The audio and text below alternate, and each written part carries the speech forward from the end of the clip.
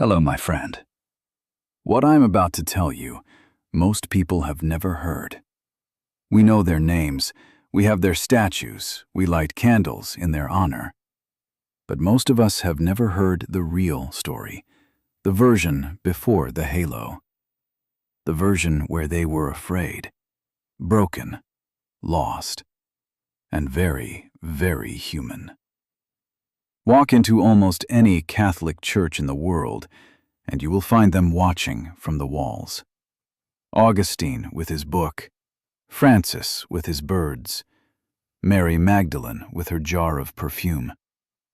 They are serene, they are beautiful, and they are, in a way that is easy to miss, completely unreachable. My friend, that is the problem. Not a theological problem, a human one. Because when we flatten the saints into symbols, we lose the very thing that makes their stories worth telling. The long, messy, painful years before the transformation. The decades of running in the wrong direction. The ordinary failures that came before the extraordinary grace. Today, we go somewhere different. Today, we meet 5 people, before history made them holy. This is the Saints cast, and this is the real lives of the saints, what most people never hear. Augustine of Hippo, the man who couldn't stop. Before he became Augustine of Hippo, before the theology, the confessions, the 15 centuries of influence, he was a man at war with himself. He was brilliant, restless, deeply sensual, and he knew it. Born in 354 in North Africa, he studied rhetoric, kept a mistress for over a decade, fathered a son. He moved through philosophical systems the way some people move through cities, always seeking, never quite arriving. What makes Augustine so startling is not that he sinned, it is that he knew, with extraordinary clarity, exactly what he was doing, and why he could not stop. In his Confessions, he recalled a prayer from those years. The Confessions, one of the most honest documents ever written by a human being, and this prayer has never lost its sting. Lord, make me chaste and continent, but not yet. He wanted God. He also wanted everything else, and the wanting everything else was winning. He tried the Manichaeans. He tried Neoplatonism. He moved to Rome, then Milan, chasing reputation, chasing appointment. His mother, Monica, followed him, literally and spiritually, weeping and praying across continents for a son who was running in the opposite direction. Can you imagine that? A mother, on her knees, year after year, for a son who kept walking away. The turning point came in the summer of 386, a garden in Milan. Augustine was 31 years old, professionally successful, collapsing internally. He heard a child's voice chanting 2 words from somewhere nearby. Tolle, lege. Pick it up and read. He opened the letters of Paul. Something inside him finally opened, something he had been holding shut for 30 years. He was baptized the following Easter. His mother, who had never stopped praying, died shortly after. Content. Augustine is the patron saint of everyone who understands something true and cannot yet bring themselves to live by it. His theology of grace was not an abstraction. It was autobiography. He had lived it. And that is why, 16 centuries later, it still reads like a letter to a friend. Francis of Assisi, Before the Birds. The Francis most of us know is gentle, poor, and surrounded by animals. The Francis most of us do not know drove his father to take him to court. He grew up in comfort. His father was a wealthy cloth merchant in Assisi. Francis wore fine clothes, organized feasts, and dreamed of becoming a knight. He was popular, generous, certain that glory was waiting for him. Two things interrupted him: war and a man with leprosy. At around 20 years old, Francis went to fight in a local conflict. He was captured, spent a year as a prisoner. He came home sick and strangely altered. Quieter, more interior, prone to long silences that alarmed his friends. Then, on a road outside Assisi, he encountered a leper. Everything in his upbringing told him to look away. Leprosy was disfiguring, feared, avoided. But Francis dismounted. He embraced the man. He kissed his hand. And in that moment, he later wrote, what had seemed bitter was transformed into sweetness. What followed looked like madness. He began giving away his father's merchandise. His father, Pietro Bernardone, was furious. He dragged his son before the Bishop of Assisi. In the public square, before the assembled crowd, Francis stripped off every piece of clothing he was wearing. He handed the pile to his father and said, "From now on, I have only one Father, the one in heaven." It would be easy to read this as theater. It was, in fact, theology. He was not performing poverty. He was stripping away every marker of identity: social status, family belonging, inherited wealth, to stand before God with absolutely nothing. The birds and the famous canticle to Brother Sun came later.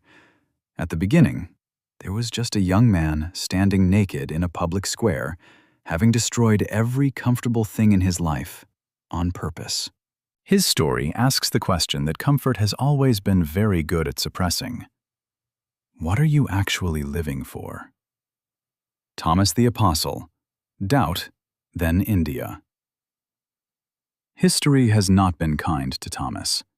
For 2,000 years, his name has been an insult, Doubting Thomas, the cautionary tale for anyone who asks too many questions.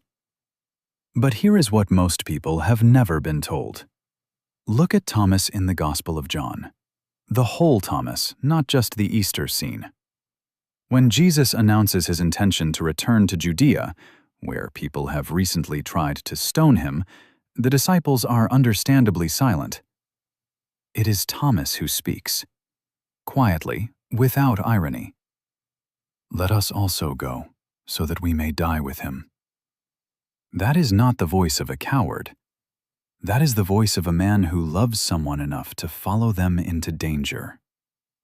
The famous scene in the upper room comes later. The disciples have seen the risen Christ. Thomas was not there. When the others tell him what happened, he refuses to believe on their testimony alone. He wants to see for himself. He wants to touch the wounds. This has been treated as a failure of faith.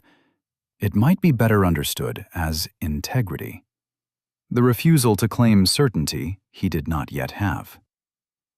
When Jesus appears again and offers his hands, Thomas does not need to touch anything.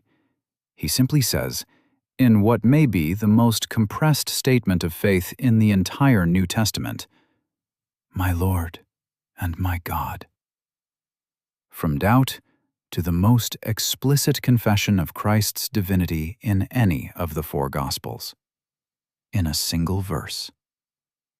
And then he kept going, literally, further than any of the 12. According to ancient tradition, recorded in texts as early as the 3rd century, Thomas traveled east, past Syria, past Persia, all the way to the coast of India. He founded communities of believers along the Malabar coast. He died there, by spear, around 72 AD.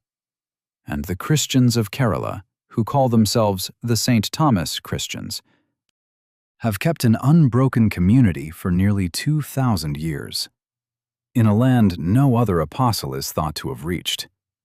Think about that for a moment. The man history called a doubter went further than anyone. The Church did not erase Thomas from the 12. Jesus did not replace him. He was met in his doubt with patience, with evidence, with an invitation to see for himself. His story quietly tells us something. Honest uncertainty is not the opposite of faith. It is often the beginning of it. Mary Magdalene. History got her wrong. For roughly 14 centuries, Mary Magdalene carried a reputation she never earned. Through a conflation that began with a sermon in 591 AD, she was identified as the sinful woman of Luke 7, a prostitute, the fallen woman redeemed. None of it appears in Scripture. The Gospels tell us something very different. She was one of a group of women who traveled with Jesus and his disciples. She provided financial support for their ministry from her own resources. She was present at the crucifixion, when most of the male disciples had fled. She was there at the burial, and on the morning of the third day, she was the first to arrive at the empty tomb, the first to encounter the risen Christ, the first person explicitly commissioned to go and tell the others. The early church called her something remarkable. Apostola apostolorum, the apostle to the apostles. In 2016, Pope Francis elevated her feast day to the same liturgical rank as the apostles, a formal acknowledgement, 16 centuries late, of what the gospel texts had said all along. The scene in the garden on Easter morning is one of the most quietly devastating passages in all of literature. Mary is weeping at the empty tomb. She turns and sees a man she assumes is the gardener. She asks where the body has been moved. And then Jesus says one word, her name, Mary. She recognized him, not by argument, not by evidence, not by prophecy fulfilled. She recognized him because he knew her name and spoke it. Her story matters today because of that garden scene. The idea that the most important moment of recognition might come not through doctrine or proof, but through being known by name. Ignatius of Loyola. Cannonball changed everything. Ignatius of Loyola was not heading towards sainthood, not by any early indication. He was heading toward a military career, a noble marriage, regional glory. He was vain, quick-tempered, skilled with a sword, and by his own later admission, given to extravagant daydreams about great deeds and the admiration they would earn him. In May of 1521, at the fortress of Pamplona, a cannonball shattered his right leg and wounded his left. The French, impressed by his courage, carried him back to the family castle at Loyola. There, over the following months, he endured multiple surgeries, without anesthesia. He was bedridden for a long time. There was nothing to read. The castle had exactly 2 books, A Life of Christ and a collection of lives of the saints. Ignatius read them, initially out of boredom, but he noticed something. When he imagined himself performing great knightly feats, he felt excited and alive. And then, when the fantasy faded, flat, empty. When he imagined following the example of Francis or Dominic, he also felt excited. But when that excitement faded, something remained. A quiet, stable warmth that did not go away. That one observation became the foundation of something remarkable. Different kinds of thoughts leave different kinds of residue. He would later call it the discernment of spirits, a method of attending to the movements of the inner life, learning to read what you feel, with the same care a navigator reads the stars. Imagine sitting in a quiet room at the end of the day, not analyzing, not planning, just asking one question. What moved me today? What left me feeling more alive? And what left me hollow? That is the practice he built, from a hospital bed, with a shattered leg, and 2 borrowed books, From those notes, written in that stillness, came the spiritual exercises, a program of meditation and discernment, used continuously, without interruption, for 5 centuries, still considered one of the most practical tools for spiritual direction ever written. He found his entire vocation in the space opened up by a broken leg. Ignatius matters today because his central insight speaks directly to our age. God communicates through the movements of the heart, not only through external rules. He found God not in a vision from heaven. He found God in the difference between 2 kinds of quiet: the emptiness after fantasy and the peace after prayer, a distinction available to anyone willing to pay attention. Augustine, Francis, Thomas, Mary Magdalene, Ignatius. 5 people, 5 very different wounds, one unbroken thread. None of them were holy from the beginning. Augustine took 30 years to say yes. Francis needed a war, a prison camp, and a leper on a roadside. Thomas needed to see the wounds with his own eyes. Mary Magdalene was the first witness to the resurrection and spent centuries being misremembered. Ignatius found his vocation in the space opened up by a broken leg. What the Church holds up for veneration is not perfection, it is perseverance, not the absence of wounding, but the willingness to be healed. 800 years after his death, there are over 400,000 Franciscan friars in the world, still wearing the same rough brown habit, still following the same simple rule Francis wrote, after standing naked in a public square. The spiritual exercises of Ignatius have been used without interruption for 5 centuries. Mary Magdalene's feast was elevated by a pope in 2016. The Thomas Christians of Kerala, 2,000 years old, still trace their lineage to the doubter. And the Confessions of Augustine are still read tonight by someone, somewhere, who recognizes themselves in every word. These stories did not end. They are still happening. My friend, there is one image I want to leave with you. A garden, early morning, a woman weeping at an empty tomb. She came looking for someone she had lost. She found only silence and stone and the smell of burial spices in the cool air. And then, one word. Her name. That is it. That is the whole moment. Not an argument, not a proof, not a doctrine. Just her name, spoken by someone who knew her completely. And you, my friend, if you have ever stood at your own kind of empty tomb, looking for something you are not sure is still there, searching in the silence for a sign that any of this matters, I think you know this moment. The saints did too, every single one of them. And what they found, in the doubt, in the darkness, in the long years of running the wrong way, was not a distant God watching from above. It was a voice that knew their name and spoke it. The halo is real, but it is not where the story begins.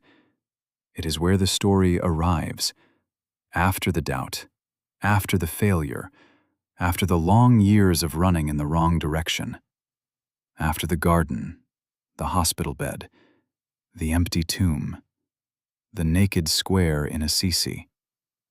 After every moment where a person faced the choice of staying lost or turning around, and chose, imperfectly and at great cost, to turn around. The candle you light is not for someone impossibly far above you. It is for someone who was, once, exactly where you are, and found a way through. If this story moved you, share it with one person who needs to hear it. Subscribe to The Saints Cast so you never miss a story like this one. Every episode we come back here together to meet the person behind the halo. There is another story coming, and I think, when you hear it, you will understand why I saved it for next time. Until then, my friend, carry this with you.